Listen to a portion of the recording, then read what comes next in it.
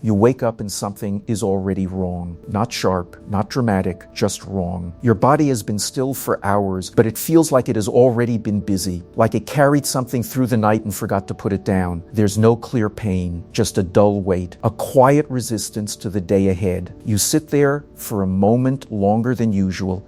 Nothing is calling you forward. Nothing feels urgent. And yet there's a tiredness that doesn't match what you did yesterday or the day before. You stretch. It doesn't help. You breathe. It barely registers. And there's a strange question hovering in the background, not fully formed. How can rest feel like this? Most people would say you didn't sleep enough, or that you should move more, or that you're just thinking too much. Simple answers, clean answers, but they don't quite touch it. Because this tiredness isn't heavy like sore muscles. It isn't foggy like a bad night's sleep. It's quieter than that. More personal. It feels like being worn down without friction, like something has been gently draining you without ever announcing itself. You can still function, that's part of the confusion. You can speak, you can work, you can show up, you can even laugh at the right moments. But underneath all of it, there's a low hum of exhaustion that never fully fades. And the strange part is that it doesn't go away when you stop. You take a day off. You cancel plans. You lie down earlier than usual. You do what rest is supposed to look like. And still the tiredness stays. It waits for you. That's the part most people don't notice. Because from the outside, nothing looks especially wrong. You're not collapsing. You're not breaking down. You're just slower, quieter, less available than you used to be.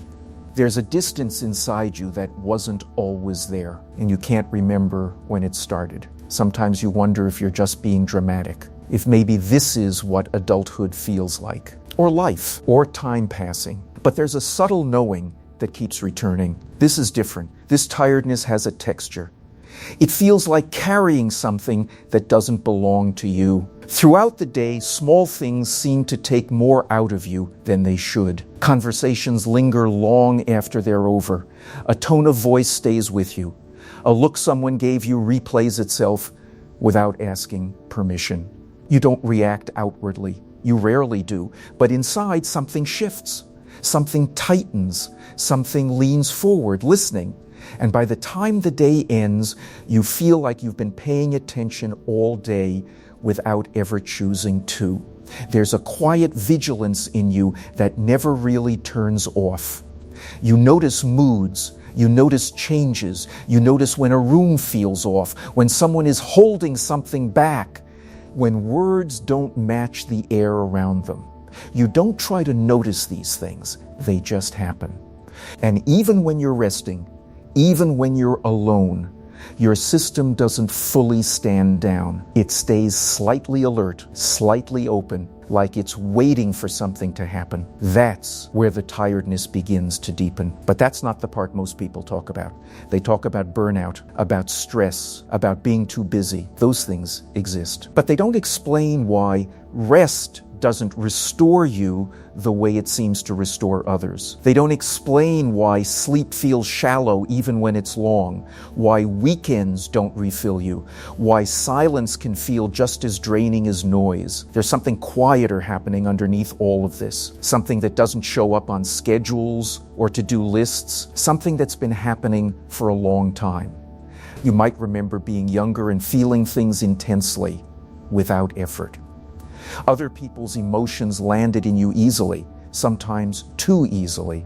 You didn't have language for it then. You just knew when someone was upset before they said anything. You knew when the atmosphere changed. You knew when it wasn't safe to speak, even if no one told you. So you learned to adjust.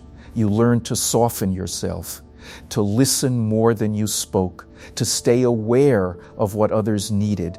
It didn't feel like a skill. It felt like survival. And over time, it became normal. That's where it starts to change. Because when awareness becomes automatic, it stops feeling like effort, even when it is. You don't notice how much energy it takes to be this tuned in, to keep reading the room, to keep making space, to keep holding things quietly so others don't have to. You just know that by the end of the day, you feel used up in a way that doesn't make sense on paper.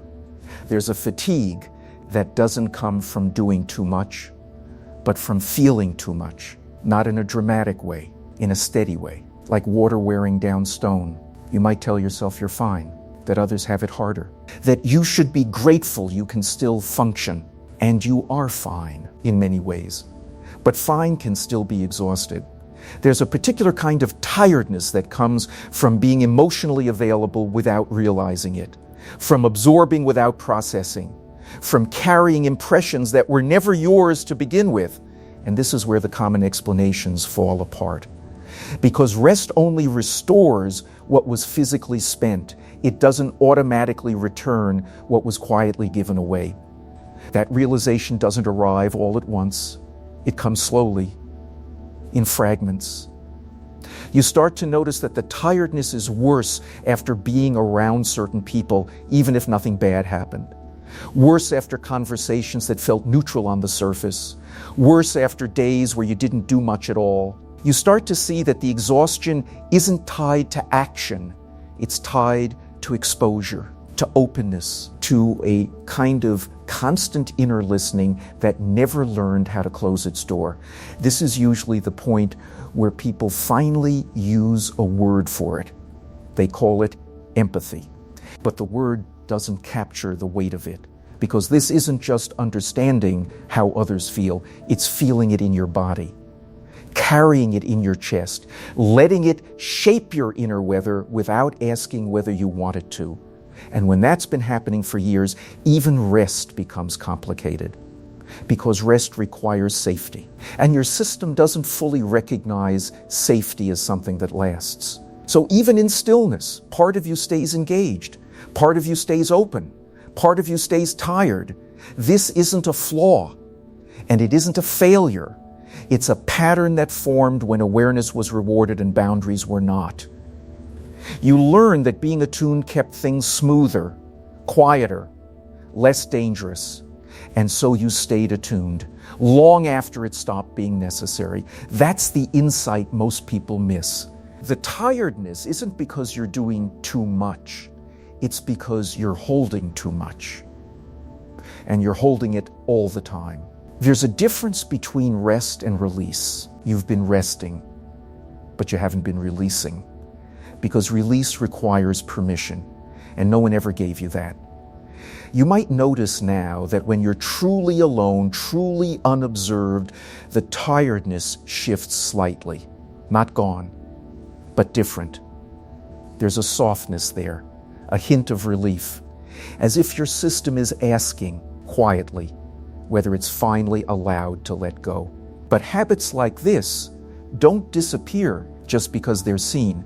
They loosen slowly, through awareness, not force, through noticing when you're absorbing something that doesn't belong to you, when you're staying open out of reflex, not choice, through moments where you realize you're allowed to step back internally, even if you stay present externally. None of this needs to be fixed right now.